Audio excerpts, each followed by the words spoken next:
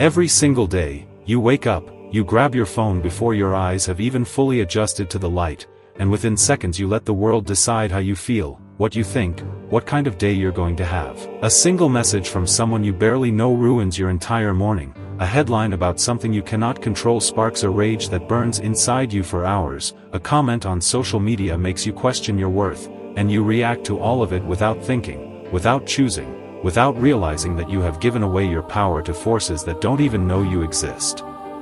But what if you could control this chaos? What if you could stand in the middle of a storm and remain completely untouched by it? What if nothing, no insult, no event, no emotion, no circumstance could ever disturb your inner peace again? The ancient Stoics found the answer to this question 2,000 years ago, and today, these are the 7 Stoic lessons that can change your life if you dare to apply them. You live in a world that moves faster than your mind can process, where every notification is a demand for your attention, every email is an urgency that cannot wait, every social media scroll is a comparison that makes you feel inadequate, and every news cycle is designed to trigger your fear, your anger, your anxiety about things you have absolutely no control over. You wake up already exhausted by the life you haven't even started living yet. You spend your days reacting to other people's priorities instead of pursuing your own, and you fall asleep with your mind racing through 1,000 thoughts that lead nowhere, solving nothing, just keeping you trapped in a cycle of mental chaos that feels inescapable. The modern world tells you that happiness is out there somewhere, in the next achievement, the next purchase, the next relationship, the next destination, and so you chase it endlessly, only to find that the moment you get what you wanted, the satisfaction evaporates and you're left craving something else, something more, something that always remains just out of reach. This is not a new problem, this is not unique to our time. This is the eternal human condition, only amplified by technology, only accelerated by the pace of modern life, only made more visible by our constant connectivity. 2,000 years ago, Marcus Aurelius faced the same fundamental challenge. How do you maintain peace of mind in a world of chaos? How do you stay calm when everything around you is falling apart? How do you control yourself when you cannot control anything else? He ruled the most powerful empire in the world. Yet he spent his nights writing in a private journal about how to master his own mind, and the question he kept returning to was simple: what would a wise person do in this situation? The Stoics lived in chaos too. They faced wars that decimated populations, plagues that killed millions, betrayals from those they trusted most, losses that would break anyone, yet they remained calm, not because they had easier lives, not because they were superhuman, but because they understood one fundamental truth. Peace is not the absence of problems, it is the mastery of reaction. It is the ability to choose your response rather than being controlled by your circumstances. Stoicism was not created by philosophers sitting comfortably in ivory towers theorizing about life. It was forged by people facing real suffering, real challenges, real circumstances that tested the limits of human endurance. Marcus Aurelius was an emperor who watched his empire crumble, who buried his children, who fought wars he never wanted to fight, yet he wrote words that would inspire millions across centuries. Seneca was one of the wealthiest men in Rome, an advisor to emperors, yet he was eventually forced to take his own life by the tyrant he served, and in his final moments he remained calm, accepting his fate with the dignity that defined his philosophy. Epictetus was born a slave, spent his youth in chains, was crippled by his master's cruelty, yet he became one of the greatest teachers of freedom the world has ever known, not physical freedom but the freedom of the mind, the only freedom that can never be taken from you.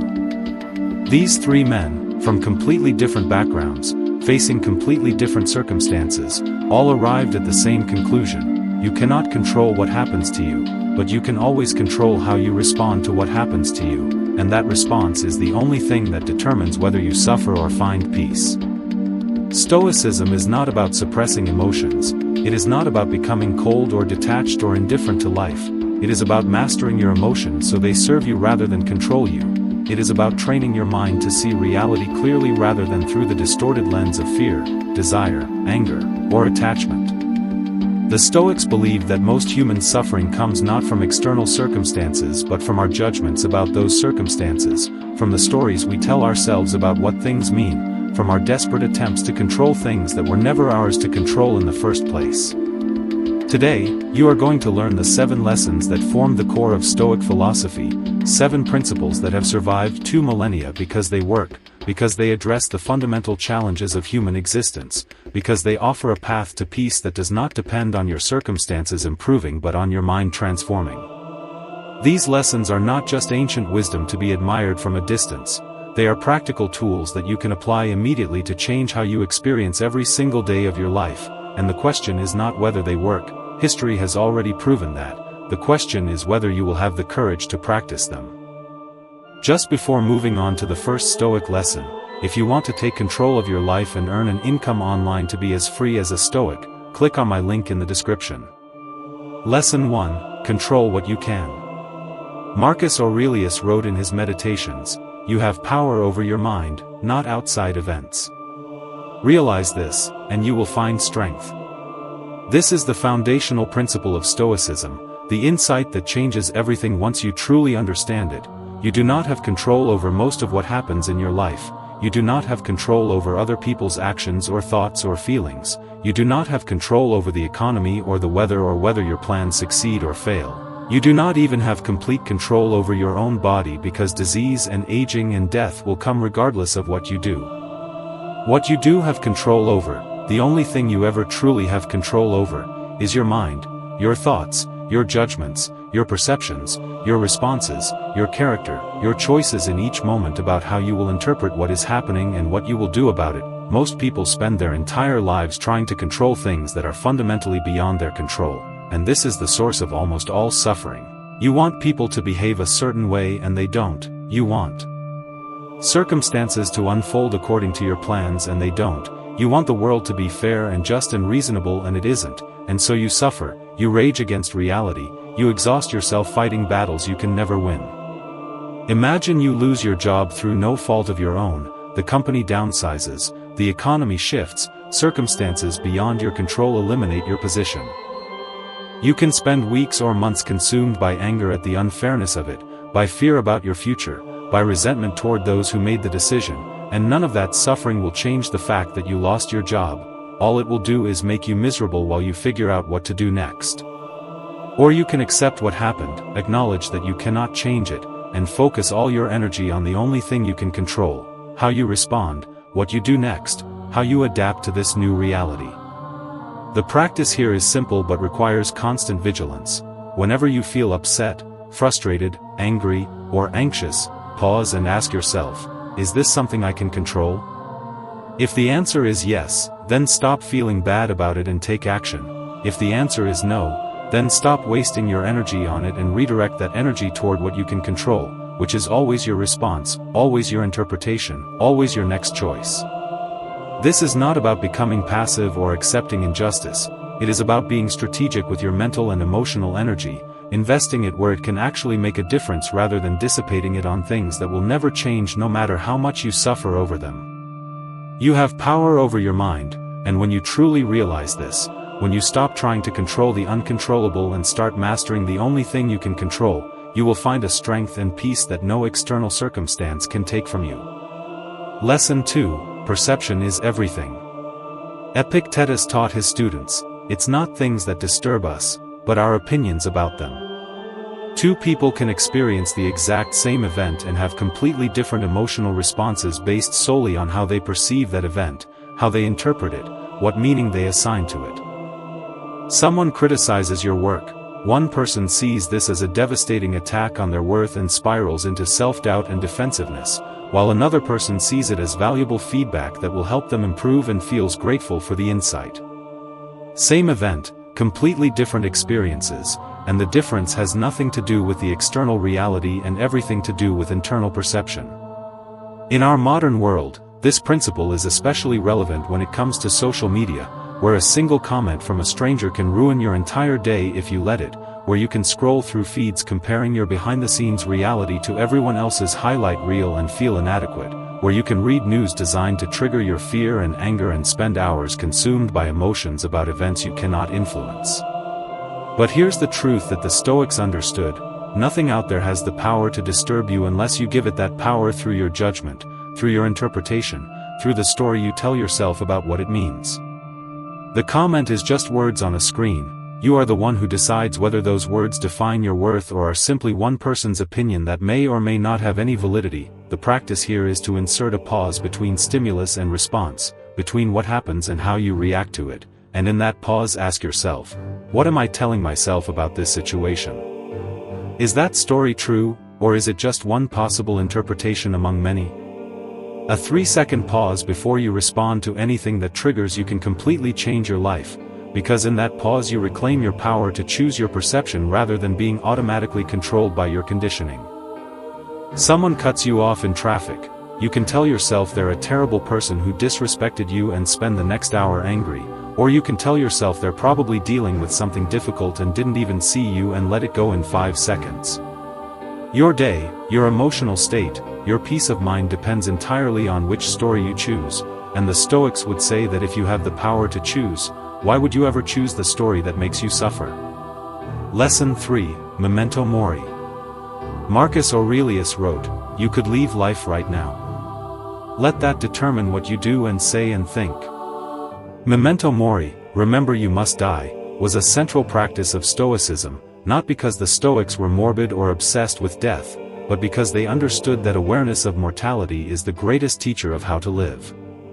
When you truly internalize the fact that your time is finite, that this day might be your last, that the people you love might not be here tomorrow, everything changes. The petty concerns that normally consume your energy suddenly seem trivial, the grudges you hold seem pointless, the time you waste on things that don't matter becomes unbearable, and what remains is a clarity about what actually deserves your attention, your energy, your precious and limited time on this earth. Most people live as if they have infinite time, as if there will always be another chance to do the things they know they should do, to become the people they know they should become, to love the people they claim to love, and this illusion of unlimited time is perhaps the greatest thief of life because it allows you to postpone everything meaningful while you attend to the urgent but unimportant demands of each day.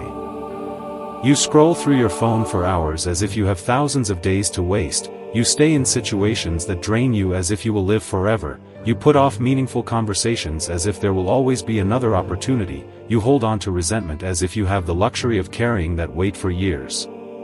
And then someone dies, someone you love or someone your age, and for a moment you wake up, you feel the fragility of existence, you promise yourself you will live differently, but within days or weeks you slip back into the same patterns, the same comfortable forgetting. The practice of memento mori is to remind yourself daily, not obsessively but consistently, that you are going to die, that everyone you love is going to die, that all of this is temporary and precious and fleeting. Some Stoics kept a skull on their desk, some repeated the phrase, "I am mortal," each morning, some visualized their own death to strip away the illusions that keep us trapped in lives of quiet desperation.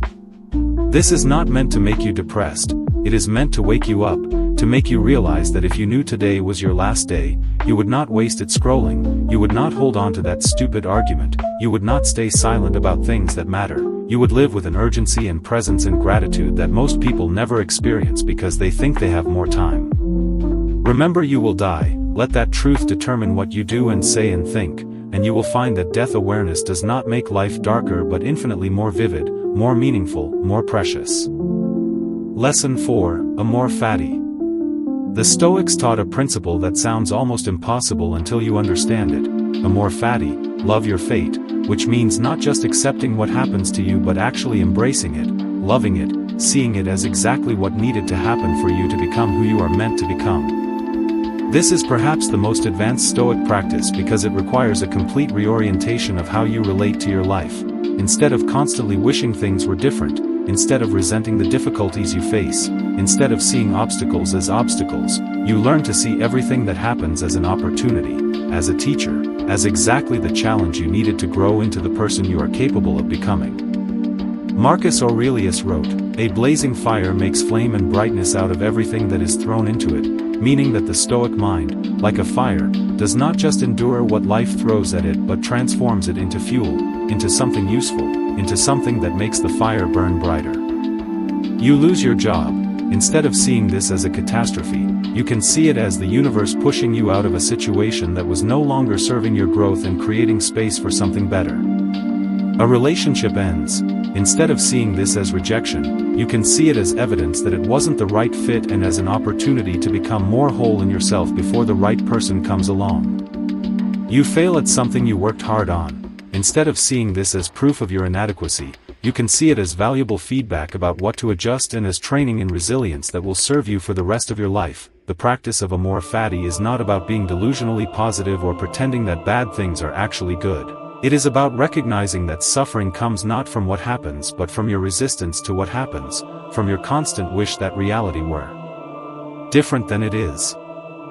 When you stop fighting reality, when you accept it and even embrace it as exactly what you need, the suffering dissolves and what remains is a kind of peace that makes you genuinely unshakable.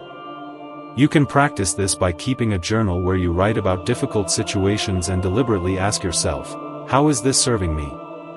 What am I learning from this? How might I look back on this years from now and be grateful it happened?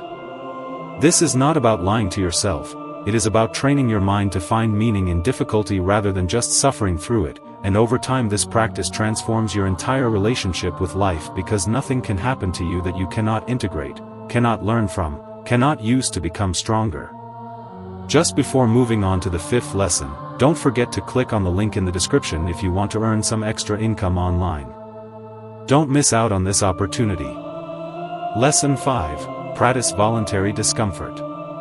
Seneca advised his students to regularly practice voluntary discomfort, to deliberately expose themselves to cold, to hunger, to inconvenience, not because suffering is good in itself but because it trains your mind to handle difficulty with equanimity, to realize that most of what you think you need for happiness you actually don't need, to strip away the softness and dependence that makes you fragile. He would occasionally sleep on the floor, eat simple food, go without luxuries, and through these practices he strengthened his mind the same way you would strengthen your body in a gym, by exposing it to stress in controlled doses so that when real hardship comes, you are prepared rather than shattered by it. In our modern world of endless comfort and convenience, where you can have almost anything delivered to your door, where temperature is always controlled, where entertainment is always available, where discomfort is seen as something to be immediately eliminated, we have become weak in a very specific way. We can no longer tolerate discomfort. We panic the moment we feel cold or hungry or bored or lonely. We reach for our phones to distract ourselves from any unpleasant feeling. We medicate every pain, we avoid every difficulty, and in doing so we make ourselves incredibly fragile, completely dependent on circumstances remaining comfortable, which they never do for long. The practice here is to regularly, deliberately choose discomfort. Take cold showers not because you enjoy them but to train your mind to stay calm when your body wants to panic, fast occasionally to realize that hunger is not an emergency and that you can function perfectly well without eating every few hours, sit in silence without any distraction to learn that boredom is not something you need to immediately escape, have difficult conversations instead of avoiding them, do things that scare you precisely because they scare you. Each time you voluntarily choose discomfort and discover that you can handle it, that you survive it, that it doesn't actually harm you, you expand your capacity to handle the involuntary discomfort that life will inevitably bring. You become anti-fragile, which means you don't just endure difficulty but actually grow stronger from it, and this makes you genuinely free because you are no longer controlled by your need for comfort, no longer a slave to circumstances remaining pleasant, no longer fragile in the face of a world that doesn't care about your preferences. Lesson 6. The dichotomy of control. Seneca observed, "We suffer more in imagination than in reality," which points to one of the most common sources of human suffering. We create elaborate stories in our minds about terrible things that might happen, we rehearse disasters that will probably never occur, we torture ourselves with fears about a future that exists only in our imagination. You have a presentation coming up and you spend the week before imagining every way it could go wrong, every way you could embarrass yourself, every negative judgment people might make, and you suffer through all of these imagined scenarios even though none of them have actually happened. Then you give the presentation and it's fine, maybe not perfect but fine, and you realize you suffered far more in anticipation than in reality. This is related to the dichotomy of control because most of what we worry about are things we cannot control. We cannot control whether people like us, whether our efforts succeed, whether we get sick, whether the economy crashes, whether our loved ones stay safe, and yet we worry about all of these things constantly. trying to control the uncontrollable through the sheer force of our anxiety, as if worrying could somehow protect us from bad outcomes. The Stoics would say this is insane, that you are choosing to suffer now about things that might never happen and that you couldn't prevent even if they did, and that this voluntary suffering accomplishes nothing except making you miserable. The practice here is to develop the ability to separate facts from interpretations, to distinguish between what is actually happening right now and the stories you are telling yourself about what might happen or what it means. When you feel anxious, ask yourself, what am I afraid of? Is that thing happening right now? No? Then why am I suffering about it? Is it something I can control? No? Then why am I trying to control it? This kind of mental discipline, this ability to stay in reality rather than spiraling into imagination, this commitment to focusing only on what you can actually influence right now, is what creates unshakable peace. The Stoics practice this constantly, training their minds to return to the present moment, to the actual facts of the situation, to what they could control in this moment, and by doing so they freed themselves from the prison of anxious imagination that traps most people in constant suffering about things that never happen. Before moving on to the last lesson, if you want to be financially free like a Stoic, don't forget to click on the link in the description. Lesson 7. Virtue is the only good virtue. Marcus Aurelius wrote, "Waste no more time arguing what a good man should be. Be one." This final lesson is perhaps the most important because it gives all the others meaning. The point of mastering your mind, of practicing clarity and control and reflection and death awareness, is not to become some isolated sage who is untouchable by the world, but to become a person of virtue, a person of character, a person whose actions align with their values regardless of circumstances. The Stoics believed that virtue, which they defined as wisdom, courage, justice, and self-discipline, is the only thing that is always good, the only thing that cannot be taken from you, the only thing that matters when everything else is stripped away. In our modern world, we have been sold a different definition of success: wealth, status, recognition, power, pleasure, comfort, and we measure our lives by how much of these things we accumulate, how impressive we look to others, how much we can consume and display and achieve. But the Stoics would say that none of these things are actually good in themselves because they can all be taken from you, they are all outside your control, they are all dependent on circumstances, and most importantly, they do not make you a better person. You can be wealthy and miserable, famous and empty, powerful and corrupt, comfortable and meaningless, because none of these external goods touch the only thing that actually determines the quality of your life, your character, who you are, how you treat people, whether you live according to your principles or compromise them for convenience. The practice here is to shift your definition of success from external achievements to internal character, to ask yourself not, what did I accomplish today? But, what kind of person was I today? Did you act with integrity even when no one was watching? Did you show courage in the face of fear? Did you treat people with kindness even when they didn't deserve it? Did you do the right thing even when it cost you something? These are the questions that matter, because at the end of your life, when everything else has fallen away, the only thing you will have is who you became, and if you spent your whole life chasing things that don't matter, you will find yourself empty.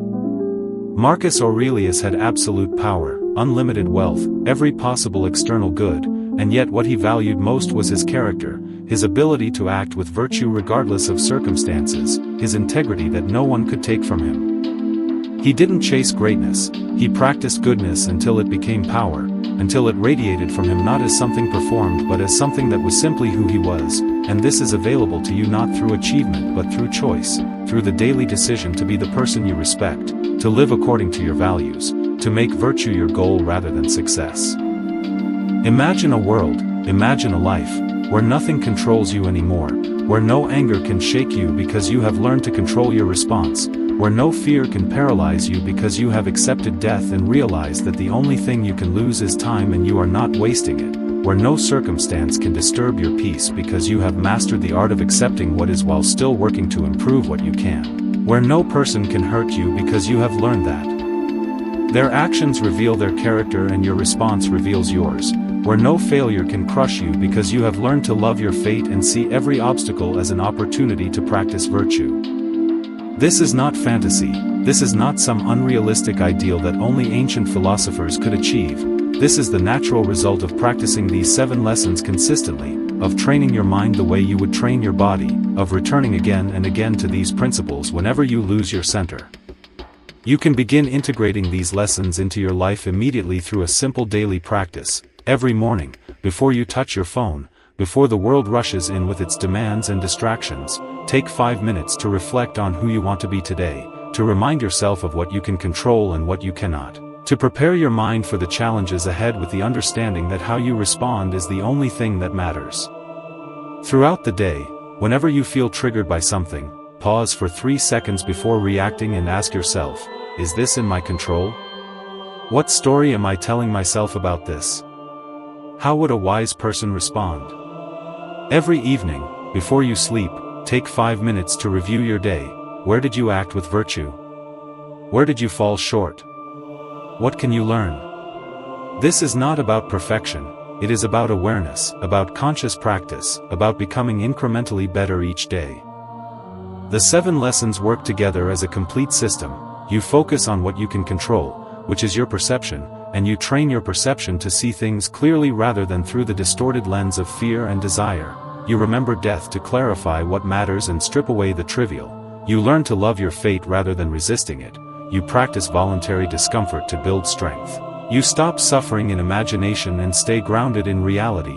And through all of this, you aim at virtue as the only goal worth pursuing. This is how the Stoics lived, this is how they found peace in chaos, and this is how you can live too if you are willing to do the work. The Stoics didn't seek comfort, they didn't chase pleasure, they didn't try to make their external circumstances perfect. What they sought was peace, the kind of deep, unshakable inner peace that comes not from having everything go your way but from training your mind to respond with wisdom regardless of what happens. You can live like that too, not someday when your life is easier, not when you finally have enough money or security or success, but starting right now, today, in this moment, by choosing to practice these 7 lessons. Control your mind because it is the only thing you ever truly control. Master your perception because it creates your experience of everything.